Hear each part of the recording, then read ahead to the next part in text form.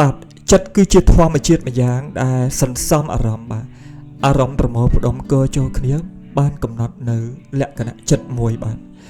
មនុស្សយើងម្នាក់បាទគ្មាននរណាម្នាក់ដែលថាមិនចេះគិតឧទាហរណ៍បាទ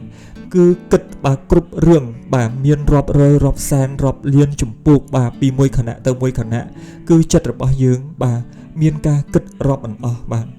ដូច្នេះតើធ្វើយ៉ាងម៉េចដើម្បីកុំឲ្យយើងខ្លាចជាមនុស្សដែលមានការគិតច្រើនពេកនោះបាទគឺមានហេតុផលជាច្រើនដែលតម្រូវឲ្យមនុស្សយើងគិតក៏ប៉ុន្តែយើងអាចបាទយកឈ្នះនៅលើចិត្តរាយមាយរបស់យើងបានដោយគ្រាន់តែយើងធ្វើការអនុវត្តហើយព្យាយាមធ្វើឲ្យវាកើតទៅជាទម្លាប់ដដែលនៅក្នុងជីវិតរស់នៅប្រចាំថ្ងៃជាប្រកក្តីរបស់យើងបាទយើងនឹងអាចកែប្រែទម្លាប់នៃការគិតច្រើននេះបាទឲ្យជាមកការគិតតិចបាទហើយពីការគិតតិចឲ្យមកគិតតែទៅលើបញ្ហាតែមួយដែលយើងត្រូវគិតនៅក្នុងកំឡុងពេលដែលយើងកំពុងតែរស់នៅក្នុងបច្ចុប្បន្នកាលបាទឥឡូវនេះខ្ញុំនឹងធ្វើការចែកជូននៅបាទបទពិសោធន៍នៃជីវិតដែលធ្វើឲ្យយើងខ្លាចទៅជាមនុស្សដែលមានការគិតច្រើន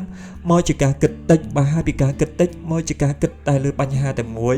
បាទក្នុងបច្ចុប្បន្នកាលដែលយើងកំពុងតែរស់នៅបាទនៅក្នុងកំឡុងពេលដែលយើងកំពុងតែធ្វើអ្វីមួយបាទយើងត្រូវតែកំណត់ដឹងខ្លួនឯងឲ្យបានច្បាស់ថាតើយើងកំពុងតែធ្វើអ្វីបាទនៅពេលដែលយើងកំពុងតែធ្វើអ្វីនោះបាទគឺយើងត្រូវផ្ដោតចិត្តរបស់យើងគិតតែទៅលើអ្វីដែលយើងកំពុងតែធ្វើនោះបាទប្រសិនបើជាស្ត្រីមានផ្ទះបាទកំពុងតែចិតបន្លែឬកំពុងតែហាន់សាច់បាទដូច្នេះគឺយើងផ្ដោតចិត្តរបស់យើងគិតទៅលើការចិតបន្លែនិងការហាន់សាច់បាទហើយត្រូវងាកចេញអំពីការគិតទៅលើរឿងផ្សេងទៀតបាទ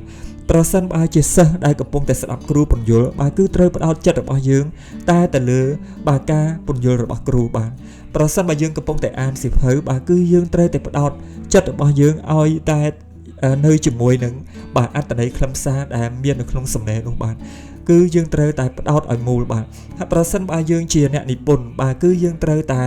បាទផ្ដោតទៅលើការសរសេរសាច់រឿងរបស់យើងបាទកុំឲ្យចិត្តរបស់យើងឃ្លៀងឃ្លួងទៅរកអ្វីផ្សេងទៀតបាទ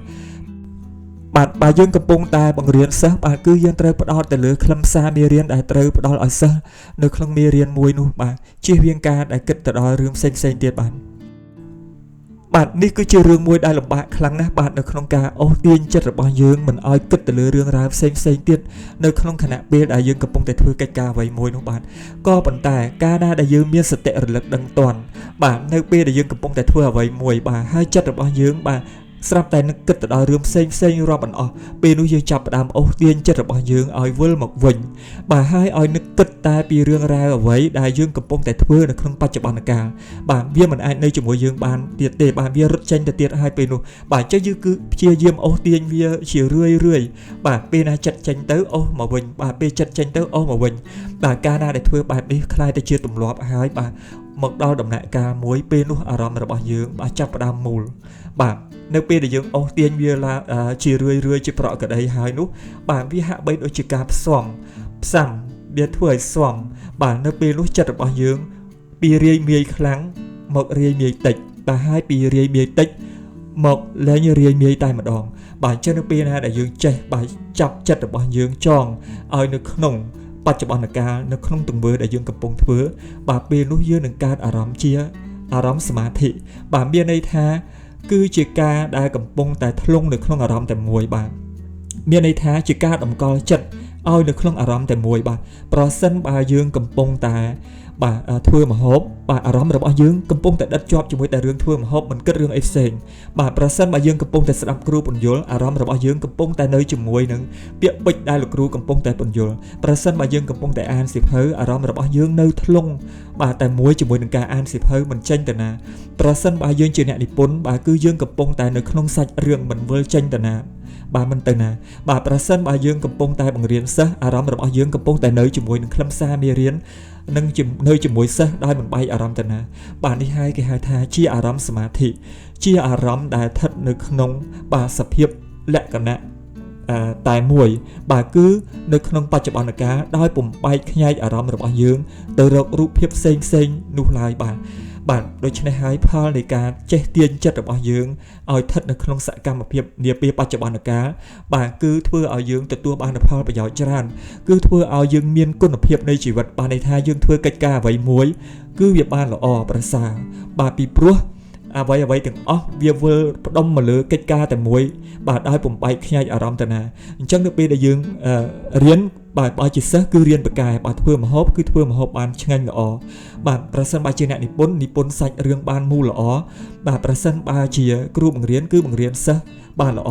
បាទដូច្នេះហើយនេះជាផលដែលកើតចេញអំពីការវឹកហាត់ចិត្តរបស់យើងឲ្យមានសមាធិបាទមិនចាំបាច់តែយើងអង្គុយធ្វើ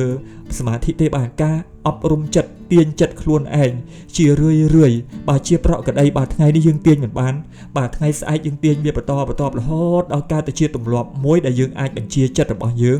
បាទមិនឲ្យចេញទៅណាក្រៅអំពីចិត្តដែលកំពុងតែស្ថិតនៅជាមួយខ្លួនយើងក្នុងទង្វើដែលកំពុងតែធ្វើនេះបាទសាកល្បងធ្វើការវឹកហាត់ទាំងអស់គ្នាបាននឹងឃើញផលជាក់ស្ដែងបាទពីព្រោះការដែលវឹកហាត់ឲ្យចិត្តនៅស្ថិតនៅក្នុងអារម្មណ៍តែមួយជាមូលដ្ឋាននេះគេហៅថាជាចិត្តសមាធិបាទយើងធ្វើកិច្ចការអ្វីមួយគឺប្រកាសជាទទួលបាននៅលទ្ធផលល្អមានគុណភាពជីវិតរំដោះជីវិតរបស់យើងឲ្យចេញចាកផុតពីមនុស្សដែលចូលចិត្តបាទអារម្មណ៍រវើរវាយស្រមើស្រមៃបាទដែលអារម្មណ៍បែបនេះនាំឲ្យយើងត្រូវថយគុណភាពជីវិតធ្វើកិច្ចការអ្វីមួយគឺពុំបានលទ្ធផលល្អគាត់ប្រសើរដូចចិត្តនោះឡើយពីព្រោះយើងពុំបានផ្ដោតទៅលើសាច់រឿងឬក៏បញ្ហារឿងដែលយើងត្រូវធ្វើយើងផ្ដោតទៅលើអ្វីផ្សេងទៀតដែលធ្វើឲ្យការបំពេញកិច្ចការងាររបស់យើងត្រូវថយចុះនៅកម្លាំងបាទថយចុះនៅធម៌ពលថយចុះនៅគុណភាពទីបំផុតលទ្ធផលនៃជីវិតរបស់យើងបាទរកអ្វីមួយដែលជាក្លឹមពុំឃើញនោះឡើយបាទដោយសារតែពុំចេះទាញអារម្មណ៍របស់ខ្លួនឲ្យស្ថិតនៅក្នុងអារម្មណ៍តែមួយអារម្មណ៍ជាសមាធិបាទសូមអរគុណបាទចំពោះការតាមដានទស្សនានៅវីដេអូមួយនេះបាទខ្ញុំនឹងចែករំលែកនៅបទពិសោធន៍ផ្សេងទៀតដែលតាក់ទងជាមួយនឹងគន្លឹះជីវិតងាយបាទដើម្បីទុកជាបទពិសោធន៍និងជាគតិសម្រាប់ធ្វើការពិចារណាទាំងអស់គ្នាបាទសម្រាប់ពេលនេះបាទសូមអរគុណសូមជម្រាបលាបាទ